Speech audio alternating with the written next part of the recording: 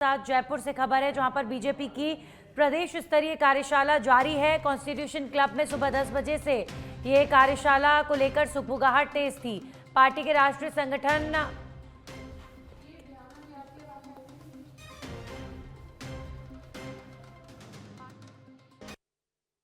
संतोष रहे मौजूद और इसी के साथ ही बीजेपी प्रदेश अध्यक्ष मदन राठौर भी पहुंच चुके हैं। कॉन्स्टिट्यूशन क्लब में मुख्यमंत्री भजनलाल शर्मा भी पहुंचे हैं। ये तस्वीरें आप देखिए, आज सुबह से ही नेताओं के आने का सिलसिला जारी है और आज बीजेपी की कार्यशाला में महामंत्री बीएल संतोष की मौजूदगी में सीएम भजनलाल शर्मा और बीजेपी के प्रदेश अध्यक्ष मदन राठौर इस कार्यशाला में शिरकत करने के लिए पहुंचे हैं।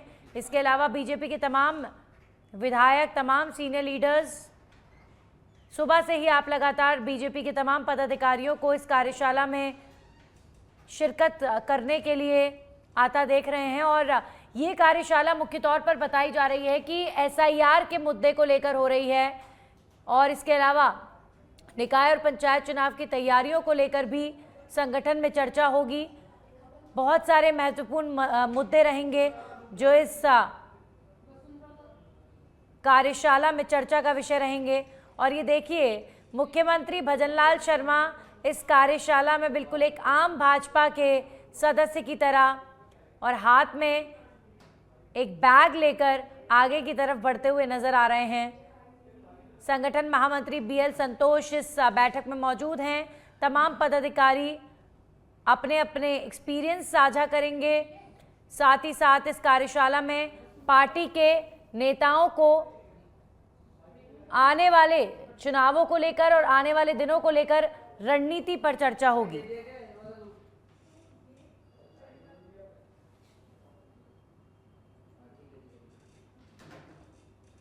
तो आप देखिए, ये इस कार्यशाला के अंदर से तस्वीरें आ रही हैं जहां पर सीएम भजनलाल शर्मा और प्रदेश के महामंत्री समेत पूर्व सीएम वसुंधरा राजे दीप प्रज्वलित कर इस कार्यक्रम की शुरुआत करती नजर आ रही हैं।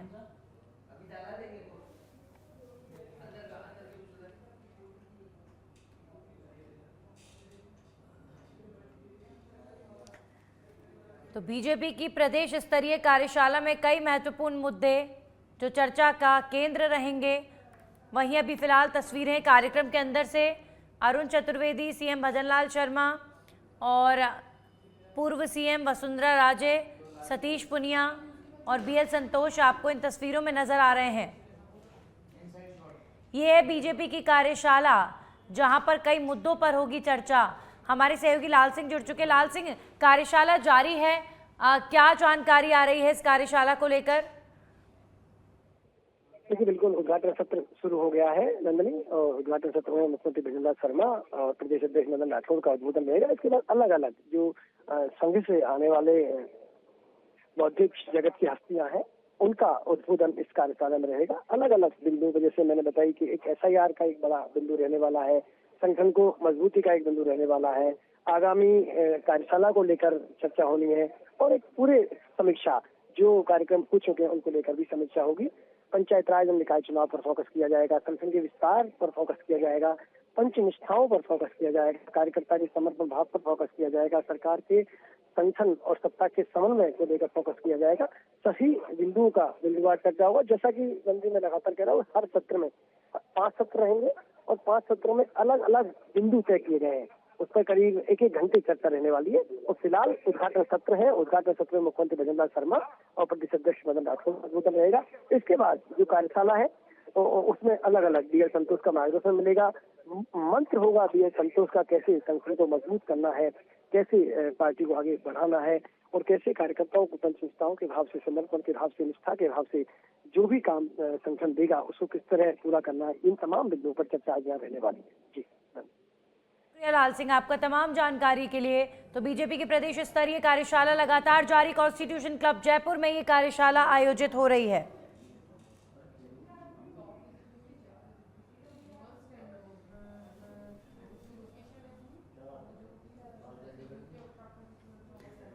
तो सीएम भजनलाल शर्मा और बीजेपी के प्रदेश अध्यक्ष भी कॉन्स्टिट्यूशन क्लब में मौजूद हैं।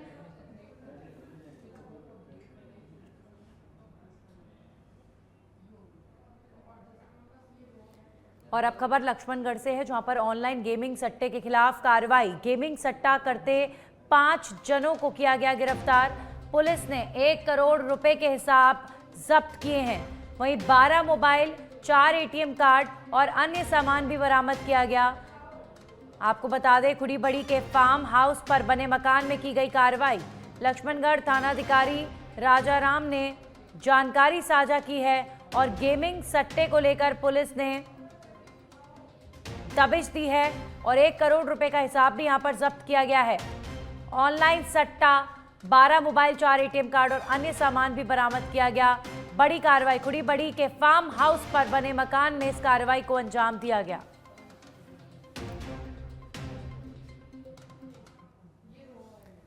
वहीं डीडवाना कुचामन जिले में राष्ट्रीय सड़क सुरक्षा माह 2026 के तहत सड़क सुरक्षा अभियान का शुभारंभ जिला कलेक्टर डॉक्टर महेंद्र खड़गावत ने शुभारंभ किया है। जिला परिवहन कार्यालय में आयोजित कार्यक्रम के दौरान उन्होंने सड़क सुरक्षा प्रदर्शनी का अवलोकन किया और उपस्थित लोगों को सड़क सुरक्षा की शपथ दिलवाई। वहीं कलेक्टर ने बताया कि अभियान को जिले में 0 मृत्यु माह के लक्ष्य के साथ मनाया जाएगा। जिला परिवहन अधिकारी सुप्रिया विश्नोई ने बताया कि यह अभियान 31 जनवरी 2026 तक चलेगा, जिसके तहत जन जागरूकता, सड़क संकेतक, यातायात सुधार और विभिन्न सुरक्षा कार्यक्रम आयोजित किए जाएंगे।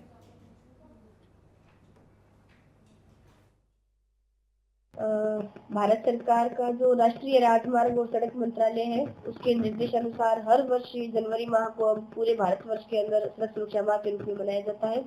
इसकी थीम इस बार ये रखी है कि सीख से सुरक्षा और टेक्नोलॉजी से परिवर्तन, जिसमें इस जनवरी माह को 0 मृत्यु माह अपने इसको कोशिश करनी है कि ये बने, जिसके लिए एक पूरी गाइडलाइन आई है। 30 डेज का पूरा प्रोग्राम है, जिसके अंदर 4 तरीके की ड्राइव चलाई जाएगी, जिसमें एक तो है सड़क इंजीनियरिंग ड्राइव, जिसके तहत सड़कों में जैसे झाड़ियां कटिंग और जो भी ब्लैक स्पॉट वगैरह है उनको सुधार किया जाएगा। जिस सड़क सुरक्षा माह की शुरुआत हुई है वो एक बहुत अच्छी शुरुआत है और हम कोशिश करेंगे कि राज्य सरकार ने जो डायरेक्शन या निर्देश दिए हैं उनको 100% हम अपने जिले में लागू करें।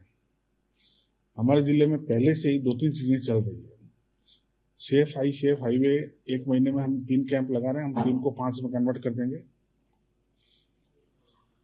इसके अलावा हमारी जो मंथली मीटिंग है रोड सेफ्टी की, वो मंथली मीटिंग हम इतनी प्रभावी तरीके से करते हैं कि जितने आयरन ने जो ब्लैक पॉइंट बताए हैं उन ब्लैक पॉइंट्स पे तो वर्क कर ही रहे हैं। हमारी एक टीम अलग से बनाई है, additional SP, superintending engineer, PWD और संबंधित एनएच या स्टेट हाईवे का जो भी पीडी होता है, उन तीनों को मिलाकर वो पूरे जिले से निकलने वाले जो भी स्टेट हाईवे है, एनएच है या आरओआईडीपी या जिसका भी हाईवे है, उसको पूरा चेक करते हैं। उसके अंदर जितने भी उनको लगता है कि प्रॉब्लम्स है उसका फोटोग्राफी होती है, उस पर फोटोग्राफी होती है और उसके ऊपर एक पीपीटी बनता है और नेक्स्ट पीपीटी जो 10 या 15 दिन में होती है, उस पीपीटी में उसका समाधान होता है। तो हमने करीबन 25 से 30% एक्सीडेंट में कमी अभी तक दर्ज की है। वहीं अब खबर भरतपुर के बयाना से है, जहां पर रेलवन ऐप से डिजिटल भुगतान कर जनरल टिकट बुक करने पर अब किराए में 3% की छूट मिलेगी। ये प्रयोगात्मक योजना 14 जनवरी से 14 जुलाई तक लागू रहेगी। वरिष्ठ मंडल वाणिज्य प्रबंधक सौरभ जैन ने बताया कि रेलवन ऐप पर आर वॉलेट को छोड़कर अन्य सभी डिजिटल भुगतान माध्यमों से टिकट बुक करने पर सीधे 3% की छूट दी जाएगी, जबकि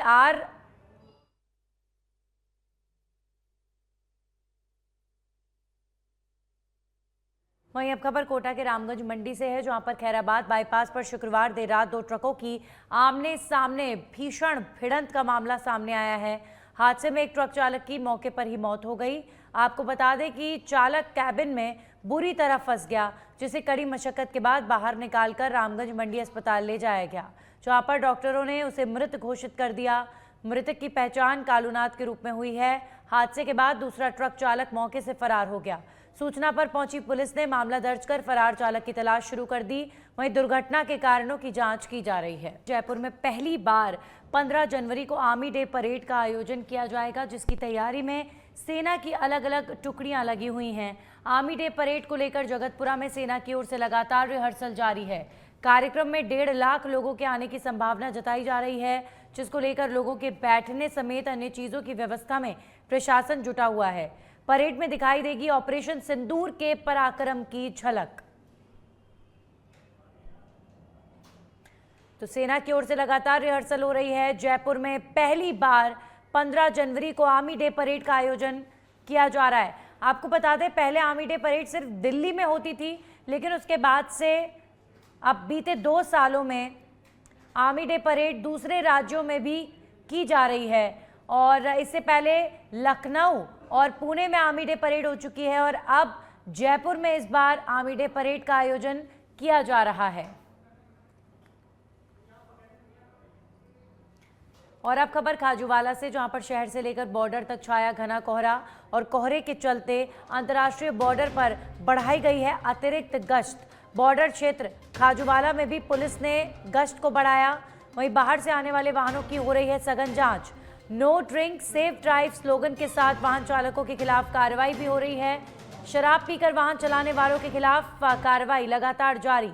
थानाधिकारी सुरेंद्र प्रजापत के नेतृत्व में पुलिस टीम ने इस कार्रवाई को अंजाम दिया।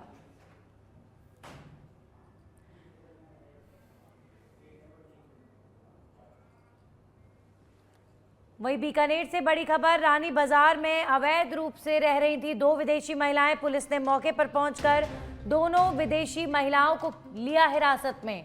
अवैध रूप से ठहराने के आरोप में मकान मालिक समेत एक अन्य के खिलाफ भी मुकदमा दर्ज किया गया है।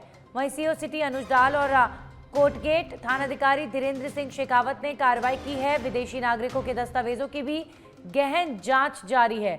कजाकिस्तान और उज्बेकिस्तान की रहने वाली ये महिलाएं बताई जा रही हैं।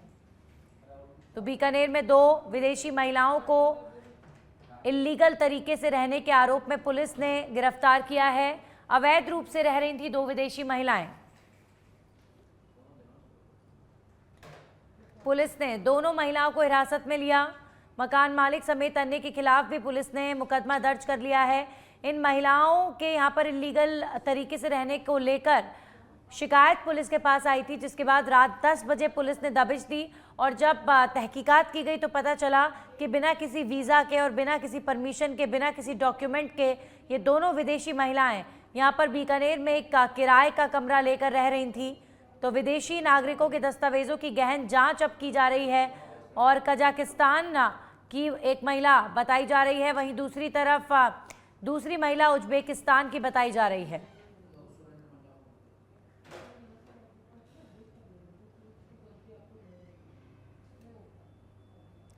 हमारे सहयोगी सुरेंद्र मंडा जुड़ चुके हैं इस खबर पर। सुरेंद्र, ये बड़ी कार्रवाई है। 2 महिलाएं जो अवैध रूप से रह रही थी, क्यों रह रही थी, इनका क्या मकसद था, क्या इस बारे में पता चल पाया है? जी बिल्कुल नंदनी, देखिए बीकानेर के रानी बाजार के चोपड़ा कटला के पास में एक कॉम्प्लेक्स बना हुआ है, जिसमें 2 विदेशी महिलाओं सहित 5 महिलाओं को यहां से पुलिस ने डिटेन किया। उसके बाद पूछताछ के बाद उन्हें गिरफ्तार कर लिया। दोनों विदेशी महिलाओं को सूचना दिए बिना ही ठहराने पर उन्हें लाने वाले शख्स और कॉम्प्लेक्स मालिक के खिलाफ है वो पुलिस ने FIR दर्ज कर ली है। कोटगेट पुलिस थाने के SHO धीरेन्द्र सिंह शेखावत ने बताया है कि चोपड़ा कटला के पास में गंगोत्री कॉम्प्लेक्स के नाम से एक कॉम्प्लेक्स बना हुआ है, जिसके अलग अलग कमरे किराए के रूप में किराए पर उपलब्ध करवाए जा रहे हैं। यहाँ महिलाओं से अनैतिक काम करवाने की सूचना मिली थी, जिसके बाद सायंकाल को CO सिटी अनुज डाल व महिला पुलिस जाब्ते के साथ पुलिस टीम मौके पहुंची व मौके से 2 विदेशी महिलाओं के साथ 3 अन्य महिलाओं को डिटेन किया गया और पूछताछ की जा रही है कि ये दोनों महिलाएं यहाँ कैसे पहुंची, किस रीजन से पहुंची। पूछताछ के बाद में पूरा मामला खुलासा होगा। प्रथम दृष्टया बताया जा रहा है कि ये दोनों महिलाएं हैं, वो एक जिसमें कजाकिस्तान की है और उसमें एक उज्बेकिस्तान की है। तो ये महिलाएं बिना परमिशन, बिना वीजा यहाँ कैसे पहुंची, ये बड़ा सवाल खड़ा होता है सुरक्षा की दृष्टि से। इसके साथ ही बात करूं तो जो लोगों ने बिना वेरिफिकेशन या बिना सुरक्षा एजेंसियों व पुलिस को सूचना दी है, इनको रुकने की जगह स्थान दिया, उनके खिलाफ एफआईआर दर्ज कर ली गई है। चलिए, इससे शुक्रिया पहले सुरेंद्र आपका तमाम जानकारियों के लिए। और अब खबर बीकानेर के श्री डूंगरगढ़ से है, जहां पर अवैध मादक पदार्थ पर पुलिस की कार्रवाई। 10 किलो गांजा समेत पिता और बेटे को और एक और व्यक्ति को किया गया गिरफ्तार। एक गाड़ी और बाइक भी की गई जब्त। आरोपी बाबूलाल संदीप को किया गया गिरफ्तार। मामले में आरोपियों से पुलिस अभी फिलहाल पूछताछ कर रही है।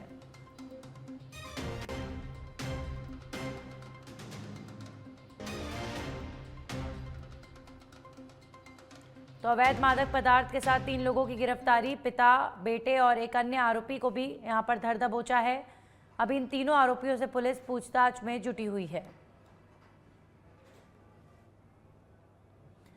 वहीं किशनगढ़ मुख्य सड़क मार्ग पर स्थित गांव बोफली रिड़ सड़क की हालत खस्ता है।